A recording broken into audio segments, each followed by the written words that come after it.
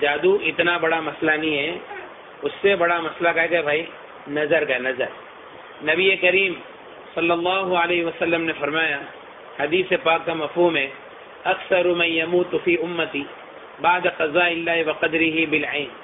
اللہ تعالیٰ نے قضا اور تقدیر میں جو چیز کا فیصلہ کر لیا ہے، اس کے بعد میں میری امت میں سب سے زیادہ موت نظر بد سے ہوگی. اللہ تعالیٰ نے تقدیر میں جو چیز کا فیصلہ کر لیا ہے، اس کے بعد میں میری امت میں سب سے زیادہ موت نظر بد سے ہوگی. نبی کریم صلی اللہ علیہ وسلم نے فرمایا، حدیث پاک کا مفہوم ہے کہ نظر آدمی کو قبر تک اور اونٹ کو ہانڈی تک پہنچا دیتی ہے. نبی کریم صلی اللہ علیہ وسلم نے فرمایا، حدیث پاک کا مفہوم ہے، نظر آدمی کو پہاڑ سے دھکا دے دیتی ہے. اکثر بائک پہ جو گرتے نا سب لوگ، وہ یہی ہے، نظر آدمی کو پہاڑ سے دھکا دے دیتی ہے.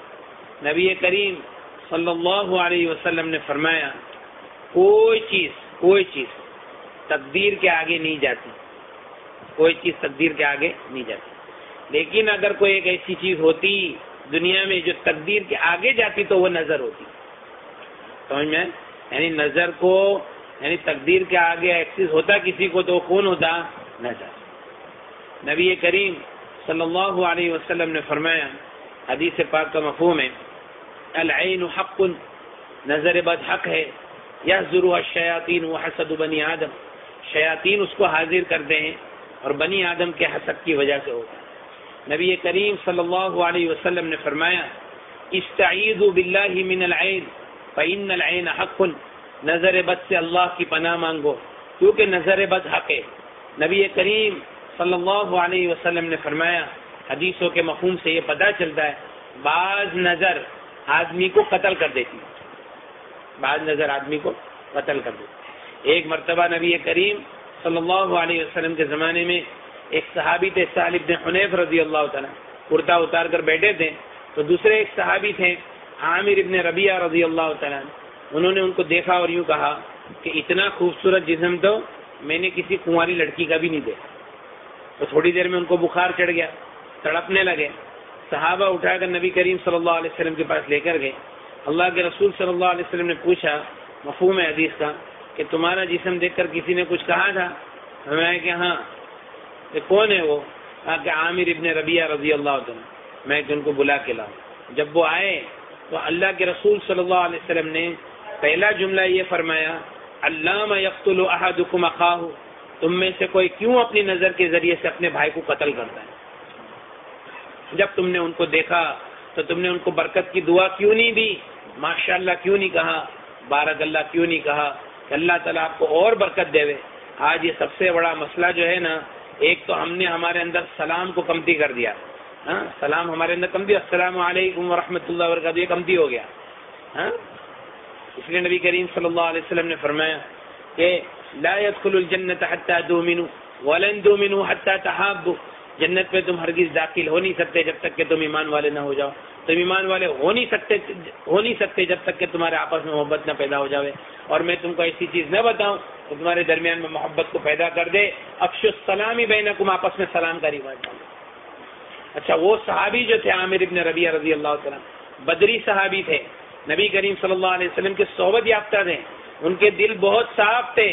صحابہ کے بارے میں ہمارا عقیدہ اہل سنت والجماعت کا یہ ہے کہ الصحابۃ کلھم عدول، کہ صحابہ کے اندر تمام کے اندر عدالت تھی، اور ساری دنیا کے اولیاء کرام ایک ادنا صحابی کا درجہ نہیں لے سکتے. یہ ہمارا عقیدہ ہے. لیکن انہوں نے جب یہ کہا تو کوئی حسد نہیں تھا ان کے دل میں، لیکن یہ تعجب کی نگاہ سے جب انہوں نے کہا تو شیطان نے فوراً اس کے اوپر حملہ کر دیا، وہ صحابی کے اوپر، اور وہ چیز نظر کے اندر مبتلا ہو گئی. علاج یہ کیا نبی کریم صلی اللہ علیہ وسلم نے کہ وہ عامر ابن ربیعہ رضی اللہ عنہ کو بلایا اور ان کو وضو کرایا. وضو کا پانی ایک برتن کے اندر جمع کیا اور وہ پانی کو سہل بن حنیف کی پیٹھ کے اوپر بہایا، تو اس سے ان کی نظر ٹوٹ گئی. لیکن یہ علاج کب ہے؟ جبکہ نظر لگانے والے کا پتہ ہو. یہ علاج کب ہے؟ نظر لگانے والے کا پتہ ہو تب ہے. اگر پتہ نہیں ہے، بہت لوگوں کی نظریں لگی ہوئی ہے، تو اس کا پھر علاج یہ ہے کہ ایک آدھی بالٹی پانی لینا ہے، آدھی بالٹی پانی میں دونوں ہاتھ ڈبا کر باتھ روم کے باہر آدھی بالٹی پانی میں دونوں ہاتھ ڈبا کر درود شریف 7 مرتبہ، سورہ فاتحہ 7 مرتبہ، آیت الکرسی 7 مرتبہ اور چاروں کل 7 مرتبہ، اور پھر سے درود شریف 7 مرتبہ، یہ سب چیزوں کو 7 بار پڑھنا ہے، اور وہ پانی پہ دم نہیں کرنا ہے اور اس پانی سے نہانا ہے۔ ایک بار نہاوے، شروع میں جس کے اوپر نظر کا زیادہ دخل ہو تو کم سے کم 21 دن تک نہاوے ہو، اور پھر اس کے بعد میں طبیعت اچھی ہو گئی، اب کچھ مسئلہ لگتا نہیں ہے تو کم سے کم ہفتے میں 1 مرتبہ نظر کا غسل کر ہی لے دے۔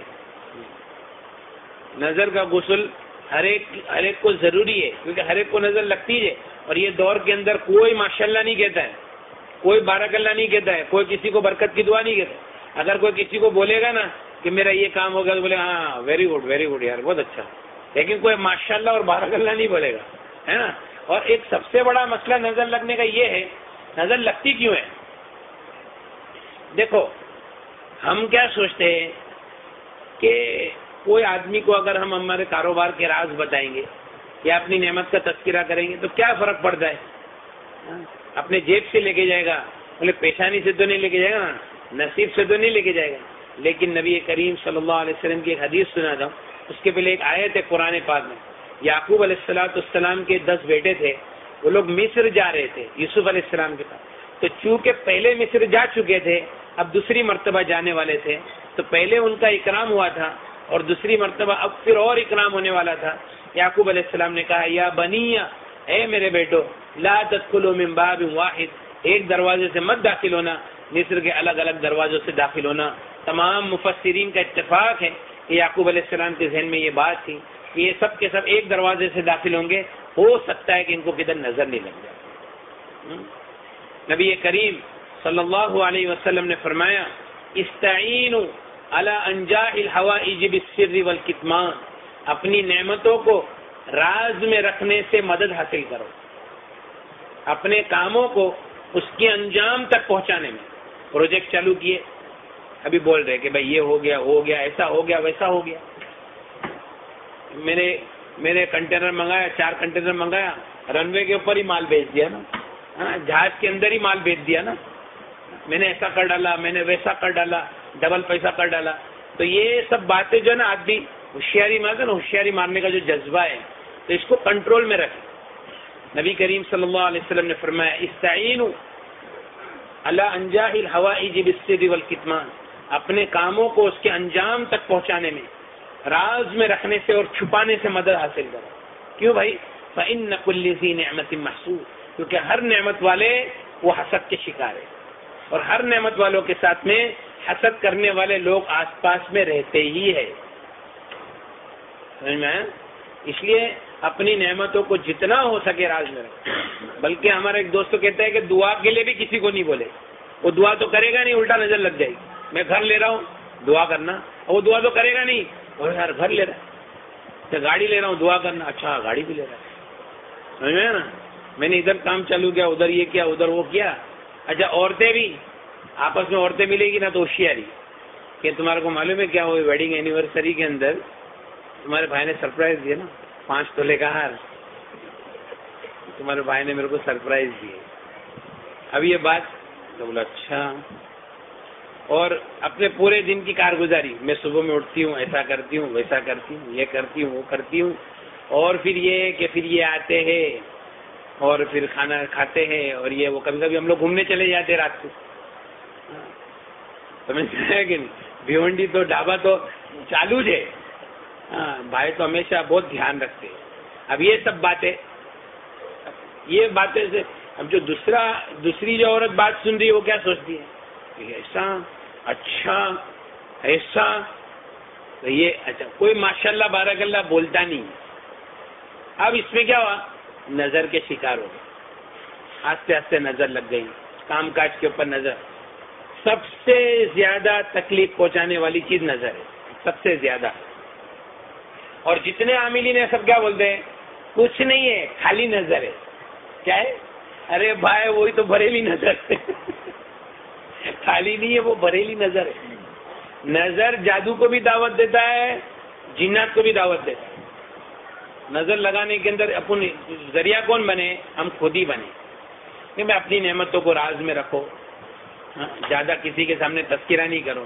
اچھا, نظر کی علامتیں, اب میں نظر کی علامتیں آپ کو بتاؤں گا تو آپ سب کے سب بولے یار یہ سب علامتیں تو ہمارے اندر ہے. کوئی کم و بیش ایسا کوئی ہوئے گا کہ بھائی وہ کسی میں نہیں ہوئے گا.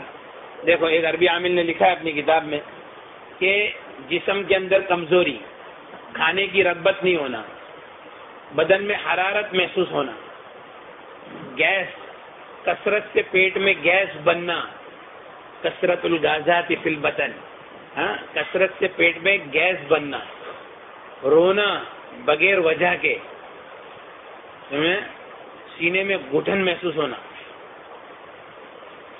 ٹھیک ہے, سینے میں گھٹن محسوس ہونا, بگا سے بہت آنا, جمائی آنا, جمائی, یوننگ وتھ ٹیئرس, آنسوؤں کے ساتھ جمائی آنا, سستی رہنا, کام کی طاقت نہیں ہونا, کبھی کبھی چکر آ جائے گی, کبھی الٹی جیسا ہوگا, کندھوں پہ وزن, پالپیٹیشن, دل کا دھڑکنا اور بے چین ہونا, سر میں درد رہنا, سینے میں گھٹن اثر کے بعد سے لے کے آدھی رات تک, بدن میں درد کا گھومنا,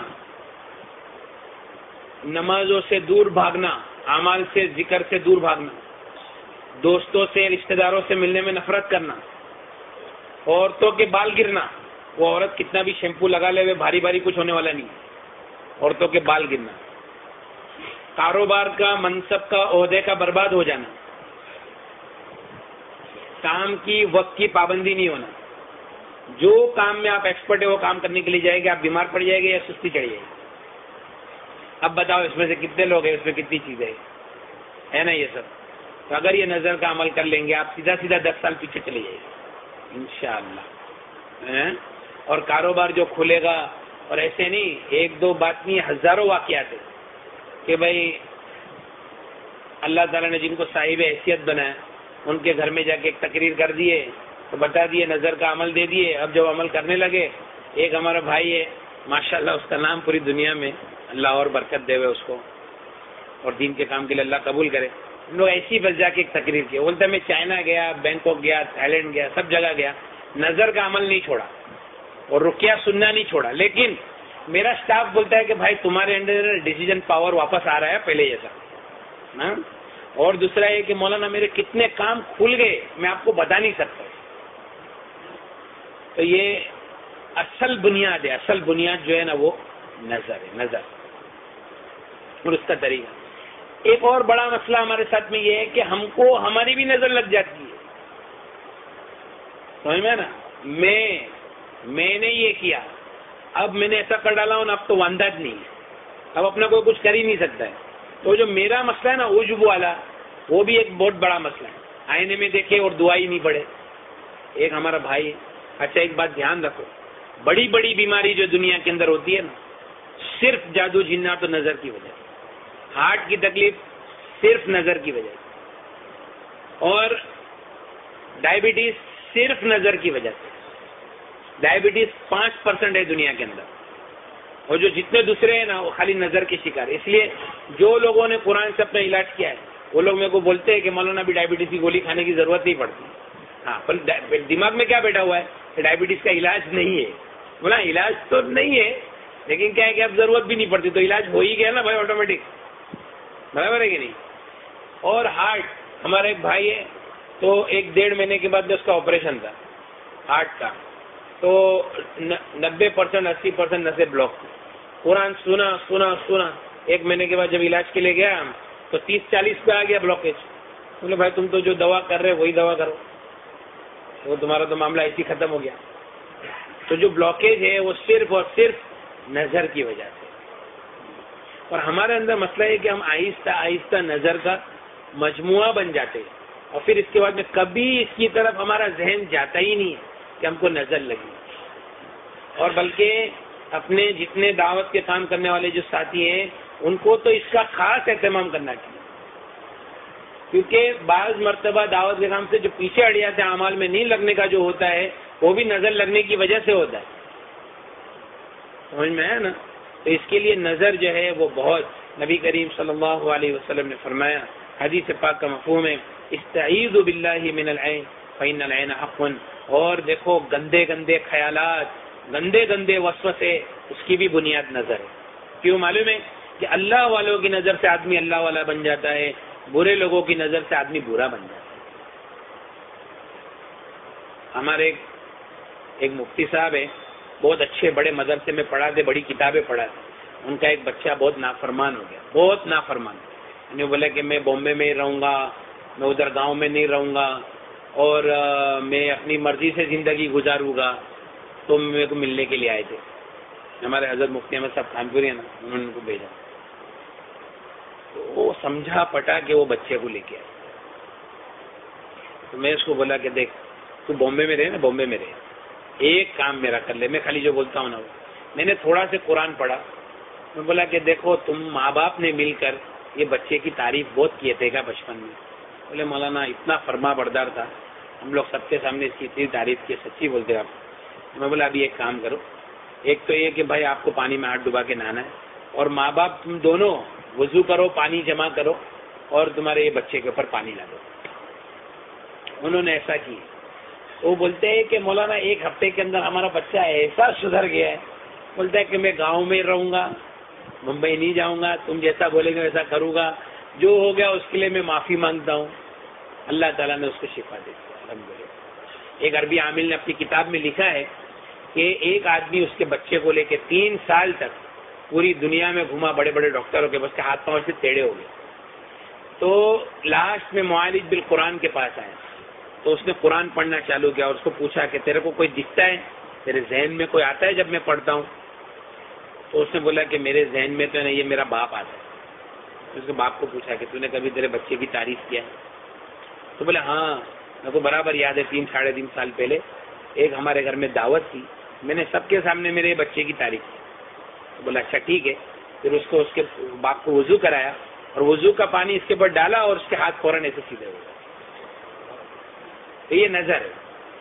حالانکہ بڑے بڑے ڈاکٹروں کے پاس، وہ ہمارے میں مدرسے میں قاری صاحب ہے، تو میرے کو پتہ نہیں تھا کہ یہ قاری صاحب ہے۔ تو بولے کہ مجھے نا کم سے کم 3 سال ہو گئے، میری کھانسی نہیں جاتی۔ تو میں بولا کہ تم قرآن اچھا پڑھتے ہو؟ بولے میں کیسا میری تعریف کروں، لیکن الحمدللہ اللہ کا احسان ہے، میں بہت اچھا پڑھتا ہوں۔ بولا آپ پانی میں ہاتھ ڈباؤ، عمل کرو، اور سوالین کھاؤ۔ ارے سوالین تو میں کتنے سال سے کھاتا ہوں یار۔ بھائی تم وہ عمل کرو اور سوالین کھاؤ۔ اس نے ایک بار عمل کیا، سوالین کھایا، 3 سال کی کھانسی گئی، نظر ٹوٹ گئی۔ تو بڑی بڑی بیماریاں ہیں جس کی بنیاد کیا ہے؟ نظر۔ اس کے لیے نظر کا اتار ضروری ہے۔ اور اس کے علاوہ یہ جو رقیہ کی جو سیڑھی ہے نا، رقیہ، یہ تو میں نے ایک طریقہ ایسی بتا دیا ایکسٹرنل۔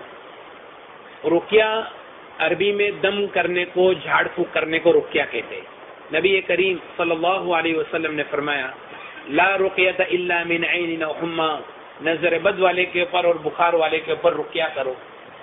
نبی کریم صلی اللہ علیہ وسلم نے ہم کو حکم دیا ہے کہ ہم قرآن سے اپنا علاج کریں۔